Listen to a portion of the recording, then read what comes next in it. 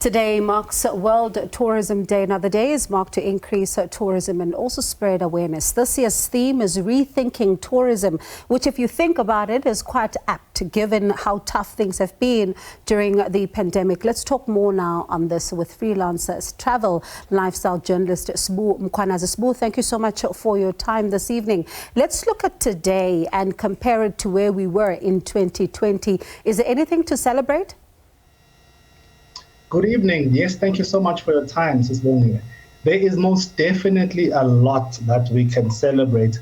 But unfortunately, at the same time, when we look at some of the stats, for example, in 2020, 72%, that's the plunge that we took in terms of international travelers to South Africa. But things are looking up in 2021. We have a whole lot more people coming into South Africa. There are some people that are still scared because of a few challenges in South Africa. One of them, I think we all know this, load shedding. A lot of visitors are just not coming to South Africa because they don't want to be in the dark. But there's a lot that we can be happy about, for sure. And I was going to talk about some of, the concerns that they raise. I'm certain even the issue of crime as well may also feature somewhat in there. The whole point with tourism is that we must think like tourists. When we have a bit of money, let's say you and I in December, we get our bonus and you want to go somewhere. Why would you want to go to a country that is not safe? So people are doing the same thing in South Africa, and they don't want to come to our country because it's not safe, there's not enough power, there aren't enough domestic flights. So there are a few challenges that if we get right, we can definitely increase the number of visitors into South Africa. And that's only half the story, because there is domestic travel, which is actually what got us through 2020 and 2021. South Africans were traveling in 2019 and 2018, the years before COVID. What saved us was South Africans traveling within our own borders. That really, really helped. But again, if I am going to pay, for example, 10,000 Rand from Joburg to Cape Town, why would I do that? And that's the thing, because some people have been raising concerns even about, the cost of flights right now, to say that if I'm going to be paying exorbitant amounts to fly to just here, which is not far from where I live, that could discourage me from even taking a flight to Cape Town, to Durban, for example.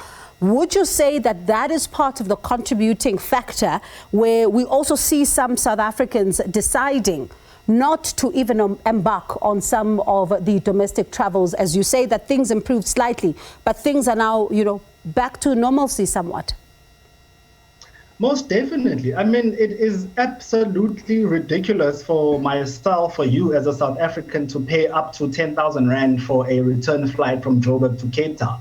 We are actually at a point where you either go to Cape Town or you are paying 10,000 Rand for a trip to Europe. So who does not want to go overseas? So we are definitely going to lose out if we start looking at those issues. Definitely, air travel has become way too expensive in South Africa. Of course, we know it's not 100% our fault, but there are certain mechanisms that the government can put into place to try and assist with international and also local travel. And we think about the theme for this year, for example, saying that, rethinking tourism. This is going to be critical going forward, given the fact that, this is a sector that was hard hit, as we touched on earlier on, by the rolling, by COVID-19, but now impacted by rolling blackouts, crime, and any other issue that the travelers may be raising. So rethinking it is going to be important. How should those who are in the sector think about, this year's theme? Yeah, I think even just as normal South Africans, even before we get to those that are making the rules and making sure that we can still travel, as a normal South African, we need to realize what tourism is. And we all run to this idea that tourism is getting on a flight or it's driving somewhere. It's not only that. When I was growing up, I'm a boy from Guatemala in the East Rand, we would get into the car and you would drive to family members that were an hour or 2 hours away in Mpumalanga. That is travel. Think about it. You would fill up the car, you are ticking that box. When you're on your way, you stop somewhere for something to eat, you are ticking that box. When we get to Mpumalanga, then we are with family members, we're buying food for them, they're buying food for us. That is all about the opportunities that are in this sector. So we have to realize, number one, there are opportunities, plenty of opportunities for us. I was saying this morning to someone that, you know, a lot of us from Elokishini, you've got a back room that you're not using. International travelers want an authentic township experience. You can take that back room and turn it into a B&B and make money from it. 1,000 Rand, 1,500 Rand a night. That is money that people don't have right now. Money is tight for all of us, but we have to see those opportunities. We have to seize them and see that this sector, it affects so many other sectors. Transport, entertainment, the hospitality industry, they are all affected by tourism. And when we get that right, we help so many other people. Especially because, you know, you think about an industry that has been battered around the world, just around 62 million jobs being lost. But it's not all bad. You know, for someone watching tonight, they're probably thinking, why should I come to South Africa? Why should I even spend the next holiday in South Africa? And ours is a country that is beautiful. Let's talk to that person tonight who is uncertain about their next holiday destination and hopefully, you know, woo them. This includes international visitors as well.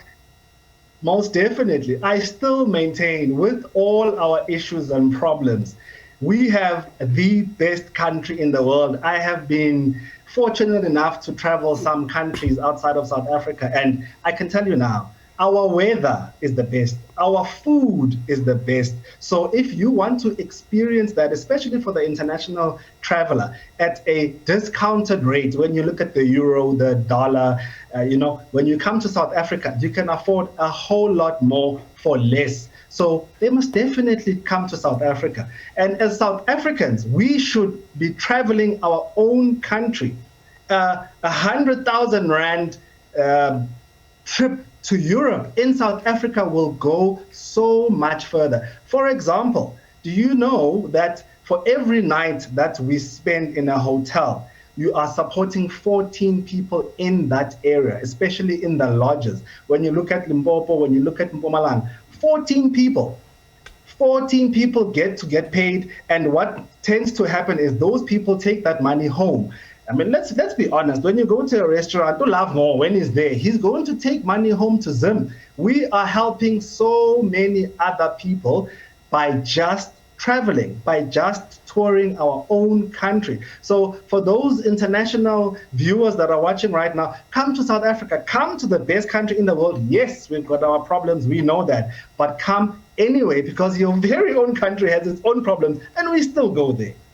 All right, you've sold it for me. I'm staying in South Africa for my holiday. So I definitely, it's, of course, it's one, you know, one cause that, as you say, we must rally behind, especially if you think about 14 people that are being supported through just one night stay in a hotel. Thank you so much, Sbu.